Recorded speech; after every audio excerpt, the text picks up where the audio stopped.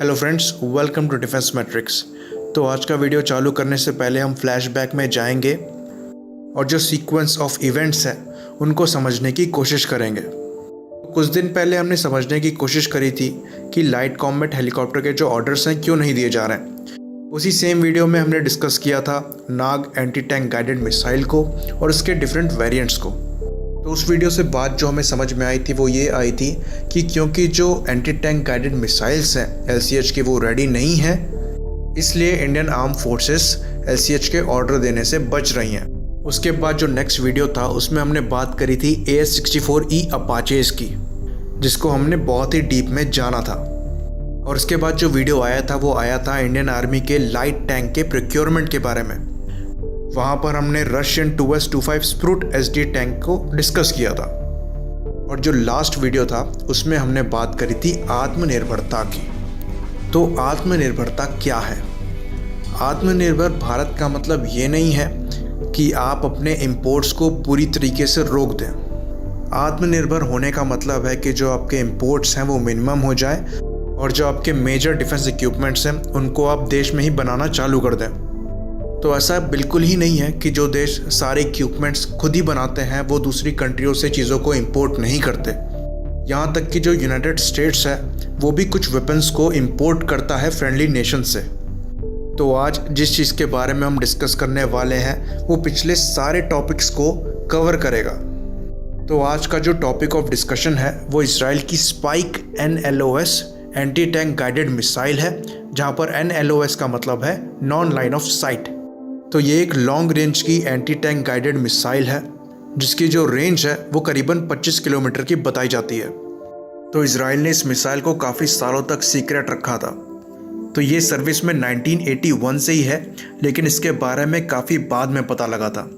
Spike NLOS का जो development है वो 1970 से ही चालू हो गया था, जो कि इन्फ्लुएंस हुआ था इजराइल डिफेंस फोर्सेस के एक्सपीरियंस की वजह से जो उन्हें योम किपुर वॉर में मिला था। तो उस वॉर के दौरान जो एंटी टैंक गाइडेड मिसाइल्स हैं उन्होंने इजरायली डिफेंस फोर्सेस के टैंकों को काफ़ी बुरा एक्सपीरियंस दिया था।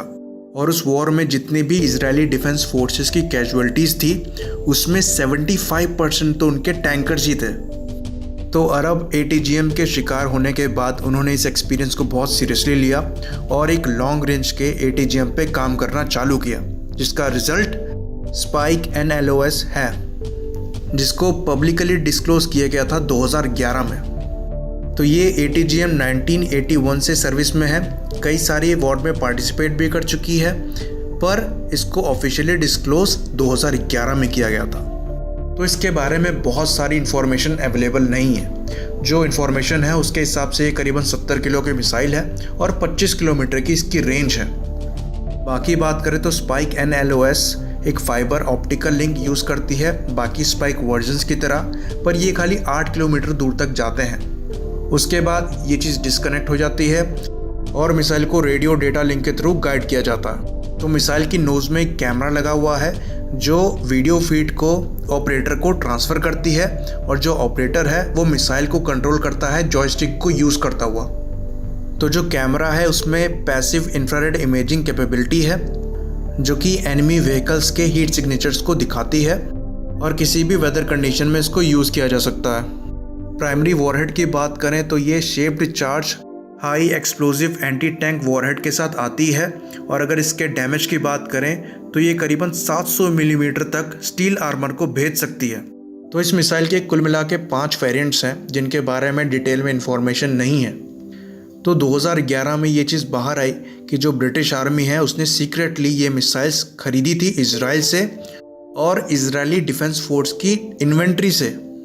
उसके बाद 2011 में साउथ कोरियन गवर्नमेंट ने अननोन नंबर स्पाइक LOS के खरीदे थे। वहीं पर अगर 2020 की बात करें तो US आर्मी भी इन मिसाइलों को खरीद रही है अपने अपाचे हेलीकॉप्टर्स के लिए। तो हेलीकॉप्टर लॉन्च जो वेरिएंट है उसकी रेंज करीबन 35 किलोमीटर की हो जाती है। तो इन मिसाइलों को लाइट व्हीकल्स में भी लगाया जा सकता है और काफ़ी इजीली यूज़ किया जा सकता है। तो माउंटेनस रीजन में ये काफ़ी यूज़फुल हो सकते हैं इंडियन आर्मी के लिए।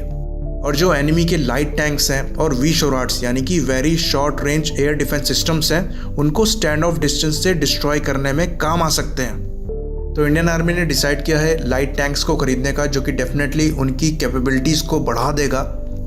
पर अगर पास्ट के वॉर एक्सपीरियंसेस की बात करें तो ये जो एंटी टैंक गाइडेड मिसाइल्स हैं ये काफ़ी इफ़ेक्टिव हैं। तो ये जो एक्सटेंडेड रेंज की मिसाइल है ये डेफिनेटली काम आ सकती है और ये हेलीकॉप्टर में भी लग सकती है। तो इसको LCH और अपाचेस दोनों में लगाया जा सकता है, जहाँ पर ये 35 किलोमीटर की रेंज देती है। तो इसी बात पे इसे ख़त्म करेंगे। लाइक करिए, सब्सक्राइब करिए। जय हिंद।